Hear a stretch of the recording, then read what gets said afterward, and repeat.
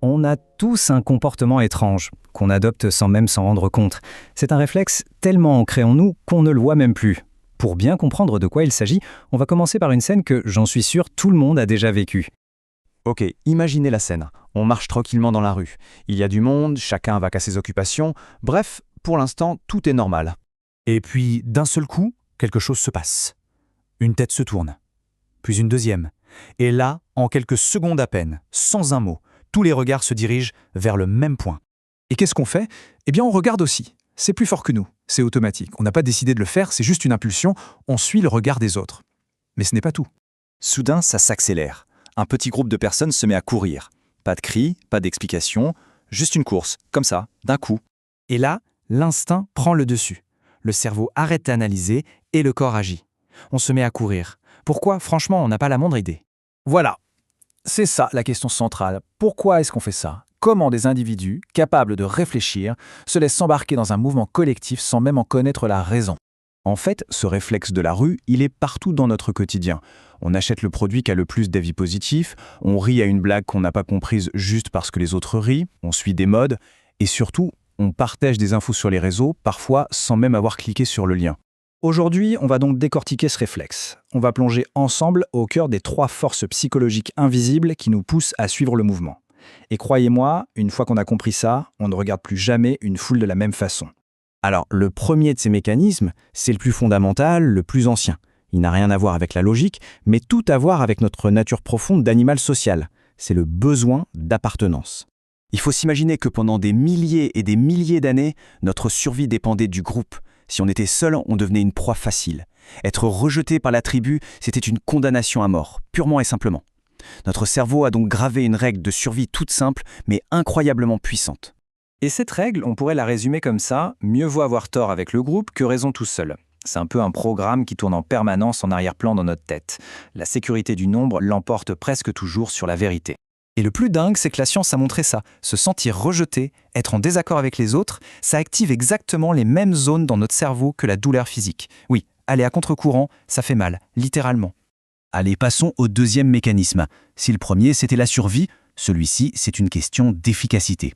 Notre cerveau, il faut le voir comme un grand économe, voire un peu paresseux. Et pour de bonnes raisons. Chaque analyse, chaque décision consciente, ça consomme énormément d'énergie. Alors pour ne pas s'épuiser, notre cerveau adore prendre des raccourcis. Ce que les experts appellent des heuristiques. Et l'un des plus courants, c'est celui-là. Le cerveau se dit « Attends, si tout le monde fait ça, c'est que ça doit être la bonne chose à faire. C'est simple, c'est rapide, et souvent ça marche pas si mal. » Sauf que ce même raccourci est à l'origine des buzz, des effets de mode et même des paniques collectives. On ne vérifie plus, on copie. C'est tellement plus facile. Et ce besoin de facilité nous amène tout droit à la 3e et dernière force. Elle n'est plus sociale ou logique, mais purement émotionnelle. C'est la peur de s'être trompé. Faire une erreur, ce n'est jamais agréable. Mais faire une erreur en même temps que tout le monde, ça devient presque réconfortant. La responsabilité partagée, elle est diluée. Par contre, faire un choix différent et se planter, là, on est tout seul face au jugement des autres. C'est un risque énorme. Alors, inconsciemment, on choisit presque toujours la sécurité émotionnelle, suivre le groupe. Ok, donc on a nos 3 forces, le besoin d'appartenance, le raccourci mental et la peur de se tromper. Voyons maintenant comment ce cocktail super puissant se manifeste dans des situations de tous les jours. L'exemple du restaurant, c'est le meilleur.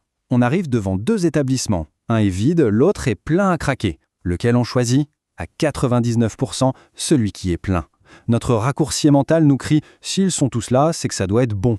Et le besoin d'appartenance et le peur de se tromper renforcent ce choix. C'est presque inévitable. Et ce schéma, on le retrouve absolument partout.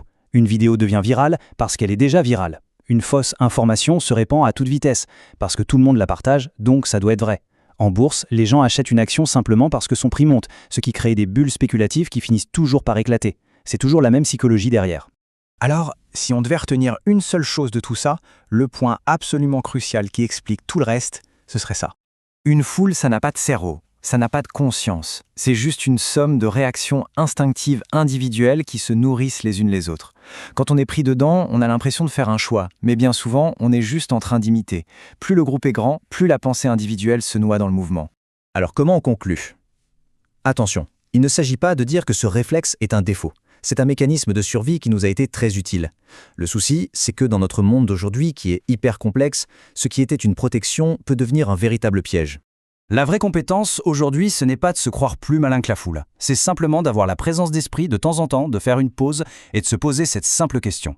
Est-ce que je pense vraiment ça ou est-ce que je suis juste en train de suivre le mouvement ? Juste se poser la question, c'est déjà le premier pas pour passer de la réaction à la réflexion.